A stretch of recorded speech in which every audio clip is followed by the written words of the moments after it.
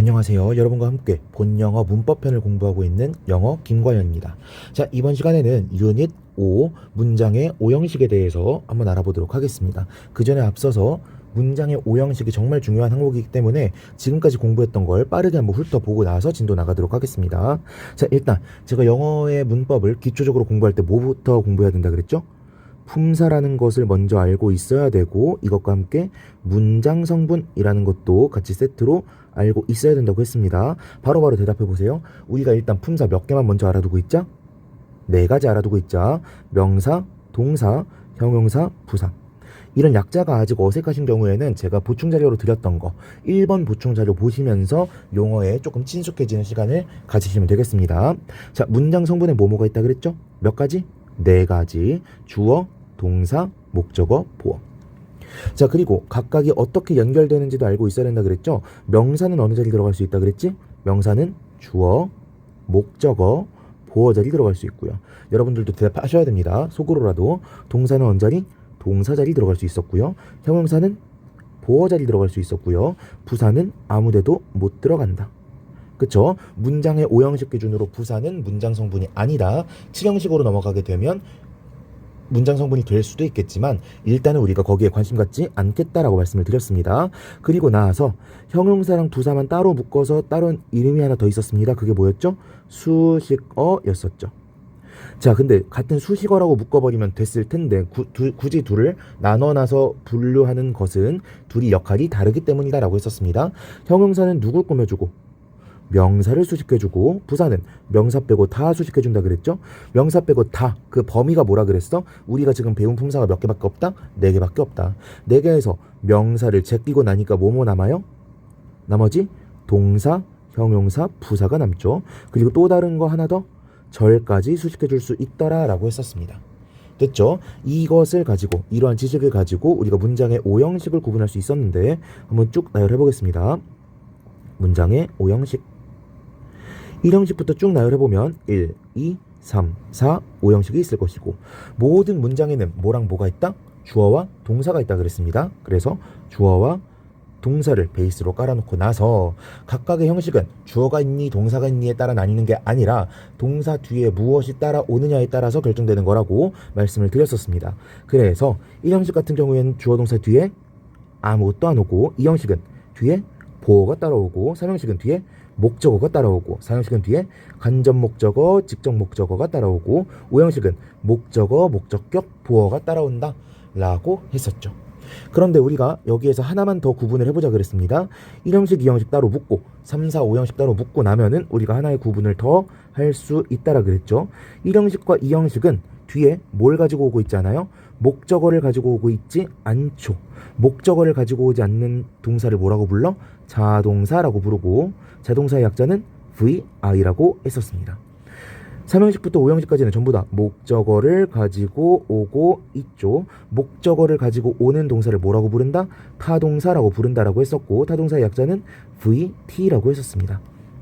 그쵸? 그래서 문법 문제 풀이에 있어서 우리가 조금 중점적으로 봐야 되는 포인트가 뭐라 그랬어? 첫 번째, 자동사로만 사용되는 녀석들은 수동태랑 비교가 잘 되니 여기에 나오는 단어들은 반드시 외우고 있어야 된다. 두 번째, 전치사 플러스 명사는 항상 세트로 다닌다. 그래서 전명구라고도 부르며 전치사 플러스 명사는 형용사 혹은 부사로 사용이 되더라.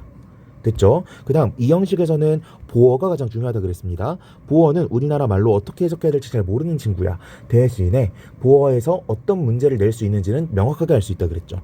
보어 자리에 나올 수 있는 품사는 총 2개, 명사와 형용사였는데 사실 명사는 다른 품사랑 그렇게 헷갈리지 않아. 진짜 헷갈리는 건 뭐라 그랬어요? 형용사와 부사라 그랬죠. 둘 다 수식어로 사용이 되는 녀석이고, 형용사 부사가 한국말에서의 형용사 부사랑 조금 다르다 보니 우리가 이 둘을 구분하기가 조금 어렵다 그랬어. 그래가지고 이 둘을 구분하는 문제가 잘 나온다라고 여러 번 강조해서 말씀을 드렸습니다. 그쵸? 그래서 이런 문제를 풀려면 일단은 뒤에 보어를 가지고 오는 단어들을 먼저 알고 있어야 된다고 했었고, 나머지 단어들은 사실 공부하다 보면 굉장히 익숙해지게 되어 있습니다. 그런데 잘 익숙해지지 않는 세트가 있었으니 바로 되다라는 의미를 가진 세트라 그랬고, 얘네들은 일단 뉘앙스부터 파악하기 전에 발음을 통해서 단어들부터 외우자 그랬습니다. forget, go, grow, become, turn. forget, go, grow, become, turn. 달달달달달달 따라하면서 외우시라고 했었고요. 이 내용은 제가 아까 설명드렸던 내용인데 조금만 더 다뤄보자면 비동사 다음에 명사가 나오는 경우에는 해석이 쉽다 그랬어. 왜? 그냥 뭐뭐이다 라고 하는 빵꾸 부분에 명사를 그대로 집어넣기만 하면 되니까. 그런데 형용사가 나오는 경우에 조금 이상하다 그랬죠? I am sad라고 하면 am 뭐뭐이다고, sad라고 하면 슬픈이니까, sad라고 하면 슬픈이니까 그냥 합치면 뭐가 돼요? 슬픈 이다라고 해석이 될 것 같잖아. 근데 이렇게 보지 말고 어떻게 하자고요? 형용사가 보어로 나온 경우에는 비동사 플러스 형용사가 하나의 동사다라고 보자 그랬어. 그래서 뭐라고 해석하는 게 맞는 거예요? 슬프다라고 해석하는 게 맞는 거라고요.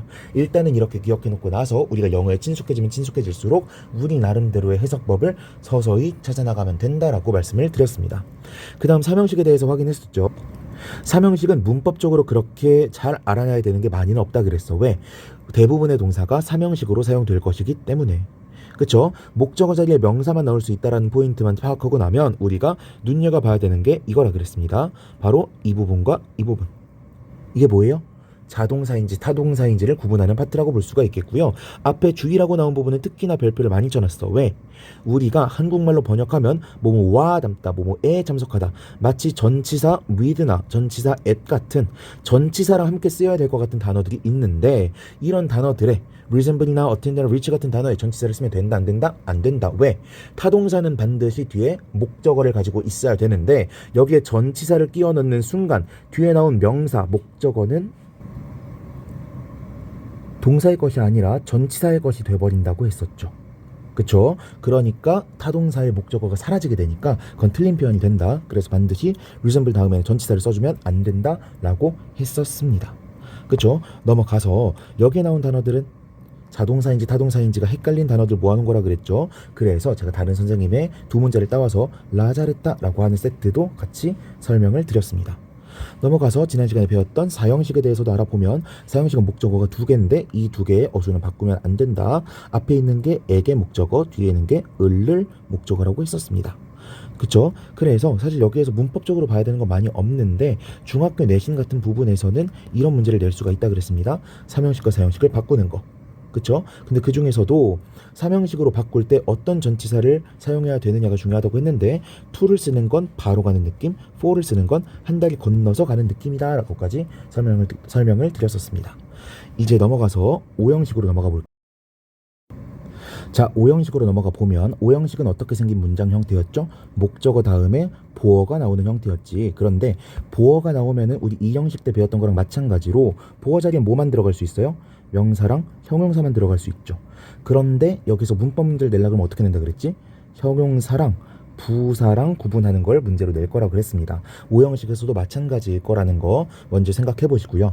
제가 오형식은 어떻게 해석해야 될지에 대해서 미리 말씀을 드리지 않았어요. 왜? 한국어에는 제대로 번역할 수 있는 방법이 없거든요. 그래서 같이 한번 내용을 보면서 살펴보도록 하겠습니다. 먼저 아래에 있는 설명부터 읽어보면요. 주어, 동사, 목적어만으로는 의미가 완전하지 않고 목적어를 보충 설명해주는 목적격 보어를 필요로 한다. 뻔한 얘기죠. 자, 어떻게 해석하는지 봅시다. Almost everyone, 거의 모든 사람들이 calls, 부릅니다. Their parents, 그들의 부모님을 mom and dad, 엄마, 아빠라고. 제가 어떻게 해석했죠? Their parents, 그들의 부모님을 mom and dad, 엄마 아빠라고.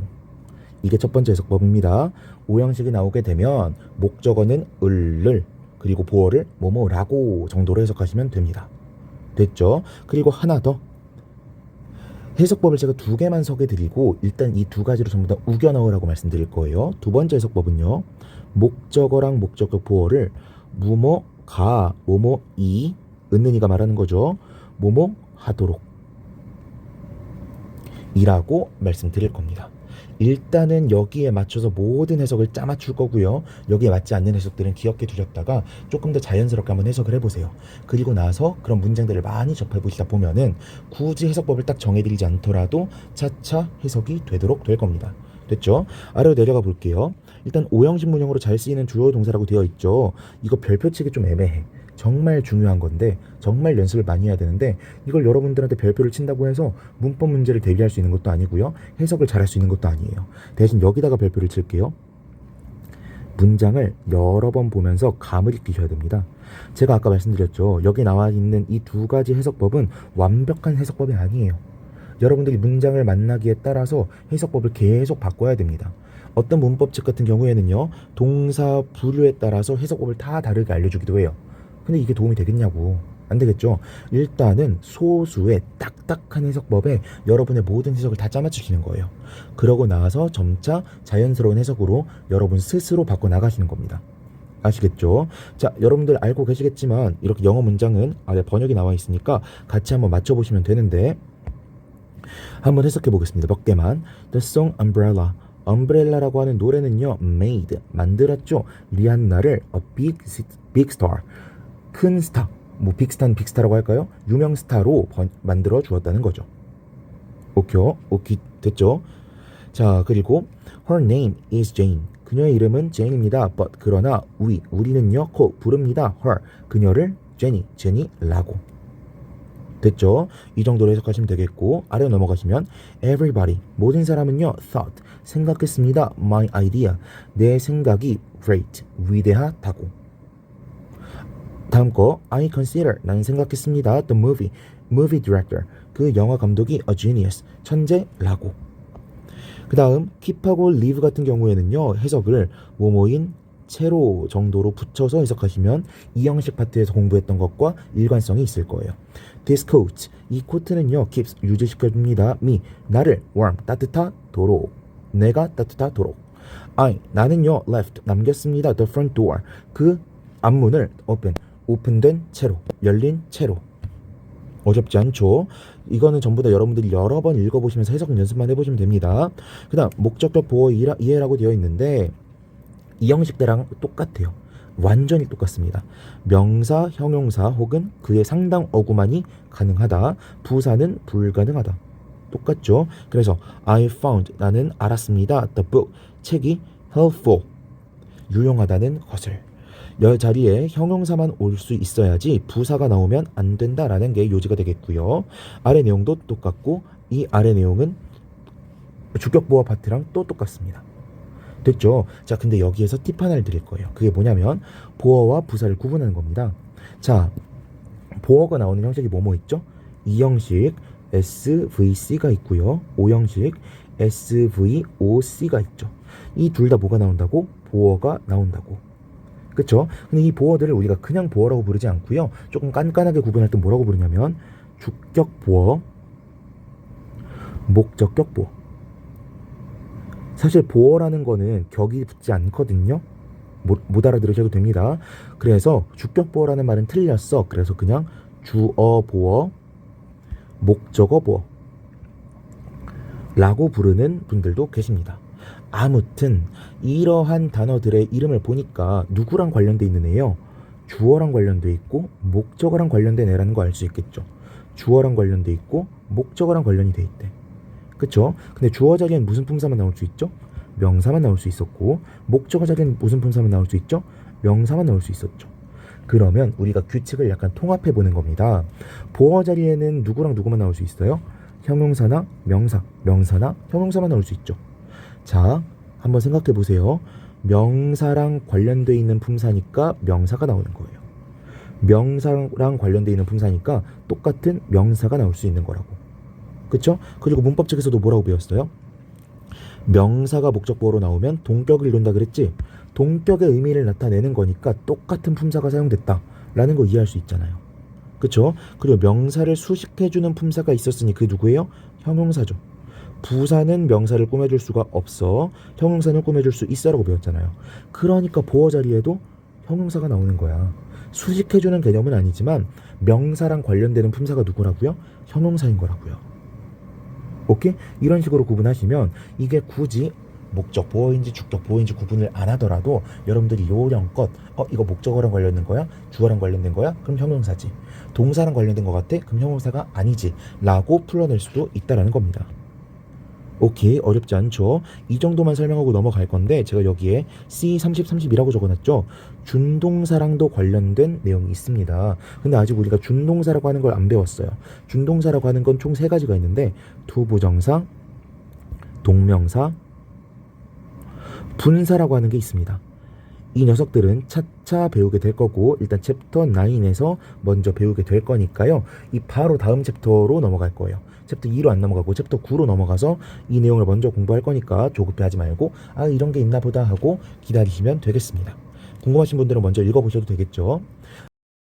자, 이제 must know grammar for reading 파트로 넘어가겠고요. 이 파트는요, 여러분께 설명드릴 만한 내용은 별로 없고요. 데이터를 제시해드리는 파트다라고 보시면 되겠습니다. 그냥 저는 중요성과 학습 방법 위주로만 설명을 드릴게요. 보시면 SV 문형 동사 해석에 주의한다라고 되어 있죠. 일형식 동사라는 거고, 여기 나와 있는 동사들 같은 경우에는 거의 다 삼형식으로 보이거나 아니면 동사가 아닌 명사로 보이거나 최소한 자동사는 아닌 것처럼 보일 가능성이 있는 그런 단어들이에요. 그래서 이런 단어들을 모르게 되면 문장 분석도 제대로 되지가 않고요. 당연히 해석도 되지가 않습니다. 그러니까 여기에 나온 단어들 먼저 암기를 꼭 하셔야 되겠다 라고 보시면 되겠고, do 충분하다, pay 이득이 되다, work 작동하다, 효과가 있다, count 중요하다, matter 중요하다. 제가 동그라미 치는 뜻들 먼저 외우시고 나서 그 다음에 이 녀석들도 외우시면 되겠습니다. 됐죠? 넘어가 보고요. 동사의 정확한 의미와 쓰임은 뒤따라 나오는 어구를 보고 결정한다라고 되어 있죠. 아래 보니까 앞에서 배웠었던 teach처럼 사형식에서 배웠었죠. 여러 문형으로 쓰이는 동사들이 많다라고 했었습니다. 그래서 제가 뭐라 그랬어요? 그때도 말씀드렸지만 한 동사는 여러 가지 패턴으로 쓰일 수 있어. 그러니까 일단 우리가 모르는 단어를 만났어. 그러면 그 단어는 1부터 5형식 모든 형식으로 쓰일 수 있을 거다라고 일단 가정하고 지나가는 겁니다. 다시 처음 보는 단어가 나타났어. 그러면 이 단어는 무조건 자동사여야 돼. 이 동사는 무조건 타동사여야 돼. 이렇게 생각하지 말고 어떻게 접근하자? 모든 형식으로 다 쓸 수 있겠다라고 가능성을 열어두고 공부하시는 거라고요. 오케이? 그런데 지금 우리가 공부하고 있는 1에서 5형식 파트를 보면은 여러 가지 단어들이 특정 형식으로만 쓰이는 것에 대해서 소개하고 있죠. 1형식으로만 쓰이는 단어, 3형식으로만 쓰이는 단어. 그쵸? 이런 단어들을 공부하라고 문법 교재에서 제시가 됐다면 그걸로만 쓰이나 보다라고 생각을 하시는 거예요. 오케이? 물론 사전을 보면 다른 의미로 다른 유형으로 쓰이는 애들도 있기는 해. 근데 거기까지 다 어떻게 생각하냐고. 일단 문법책에서 소개가 된 단어들은 그렇게만 사용이 되겠구나라고 지레 짐작하시는 겁니다. 오케이? 그러다가 학습 중에 여러분이 구문 독해를 하고 단락 독해를 하는데 그 단어가 다른 용법으로 쓰이고 있다? 그러면 그때 이런 용법으로 쓰이는구나 라고 학습을 하시면 되는 거고, 여러분이 잘 모르는 표현이 나왔을 때 사전 한 번씩 검색해 보시면서 이 단어는 1형식으로만 쓰이는구나, 1, 3, 4형식으로만 쓰이는구나, 이런 식으로 용리를 점점 좁혀 나가시는 거예요. 오케이? 초장의 모든 용법을 다 공부하려고 하면 공부할 수가 없어. 그러니까 일단은 다 가능할 것 같다. 문법책을 공부할 때는 이것만 가능할 것 같다. 독해를 하면서부터는 여기까지도 가능한 거였구나 라고 점점 범위를 넓혀간다 라고 생각하시면 되겠습니다. 됐죠? 그래서 아래 보면은 그런 단어들이 쭉 나와 있습니다. grow가 여기서는 몇 형식으로 사용되고 있어요? 1형식으로 사용되고 있죠. 여기서는 2형식, 여기서는 3형식. 더 설명드릴 건 없겠죠. 해석을 여기 있는 거 체크하시면 되겠습니다. 넘어가서 여기에 나와 있는 단어들도 마찬가지입니다. 여러 가지 용법으로 쓰이는 단어들이라고 보시면 되겠고요. 여러 가지 용법이니까 여기 나온 단어들 전부 다 외우고 각각의 무슨 뜻, 몇 형식으로 쓰이는지까지 파악은 하셔야겠는데 여러분들이 꼭 알아두셨으면 하는 것들은 제가 분홍색으로 체크를 해놓은 거고요. 보시면 전부 다 보어가 들어가 있는 녀석들이죠. 그쵸? 이런 녀석들 위주로 먼저 학습을 하시면 되겠고, 제가 보어가 들어있지만 체크하지 않은 이런 단어들 같은 경우에는 굳이 따로 외우지 않더라도 우리의 한국어의 센스로 충분히 이해할 수 있는 것들이라서 이렇게 체크하지 않고 제시를 해드렸습니다. 됐죠? 자, 다음 페이지에도 똑같은 것들 나와 있으니까 체크하시면 되겠고, 뒤에 나와 있는 연습 문제랑 문법 학습 챕터까지 전부 다 공부하시면 되겠습니다. 됐죠? 자, 이렇게 해서 챕터 1 전부 다 강의를 마쳐보도록 하겠고요. 제가 지금까지 해설해드리지 않은 우측 문제들 있죠? 전부 다 풀어보셔야 됩니다. 풀어보시고 나서 이해가 되지 않는 부분들은 댓글로 남겨주시거나 유튜브 소개란에 있는 오픈 채팅으로 들어오셔서 질문을 주시면 친절하게 빠르게 답변 드리도록 할 테니까 바로바로 그렇게 질문 주시면 되겠습니다. 챕터 1 전부 다 공부하시느라 고생 많으셨고요. 다음 시간에는 챕터 9로 넘어가서 만나 뵙도록 하겠습니다. 이상 수고하셨습니다.